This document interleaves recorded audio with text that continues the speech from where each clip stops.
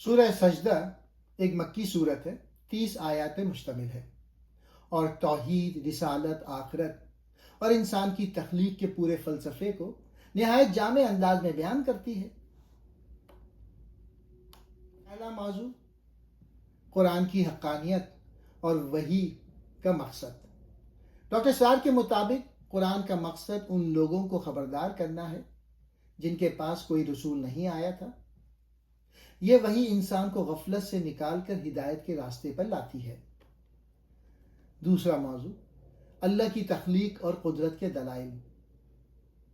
آیت 4 سے 11 میں اللہ کی تخلیق کا تفصیلی ذکر ہے۔ آسمان و زمین کی تخلیق، عرش پر اللہ کا استوا، انسان کی تخلیق مٹی سے، روح پھونک کر انسان کو شرف عطا کرنا۔ ڈاکٹر اسٹار کے مطابق یہ آیت انسان کی اصل اور اس کی ذمہ داری کو واضح کرتی ہے۔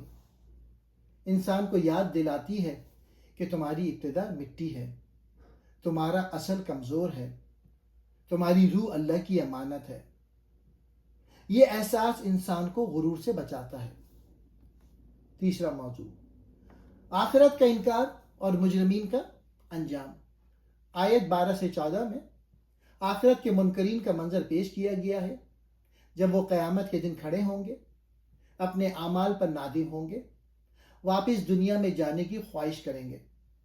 ڈاکٹر اسرار کے مطابق یہ آیت انسانی نفسیات کو جھنجھوڑتی ہیں، دنیا میں آزادی کا غلط استعمال اور آخرت میں حسرت۔ چوتھا موضوع اہل ایمان کی صفات اور ان کا مقام۔ آیت 15 سے 17 میں اہل ایمان کی صفات بیان کی گئی ہیں۔ جب اللہ کی آیت سنائی جائیں تو سجدہ کرتے ہیں، تکبر نہیں کرتے، راتوں کو جاگ کر عبادت کرتے ہیں، اللہ سے ڈرتے اور امید رکھتے ہیں۔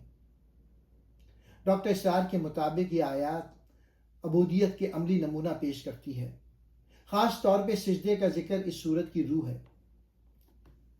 پانچواں موضوع انسان کی آزمائش اور دنیا کی حقیقت۔ آیت 18 سے 22 میں بتایا گیا ہے کہ مومن اور فاسق برابر نہیں، دنیا کی زندگی ایک آزمائش ہے، اصل کامیابی آخرت میں ہے۔ ڈاکٹر اسرار یہاں اس بات پہ زور دیتے ہیں کہ دنیا کی کامیابی اصل کامیابی نہیں، اصل کامیابی وہ ہے جو آخرت میں ملے۔ چھٹا موضوع اللہ کی نشانیاں، بارش، زمین اور زندگی۔ آیت 27 میں بارش کے نظام کا ذکر ہے جو مردہ زمین کو زندہ کرتی ہے۔ ڈاکٹر اسرار کے مطابق یہ باعث بعد الموت، مرنے کے بعد دوبارہ زندہ ہونا کی سب سے واضح دلیل ہے۔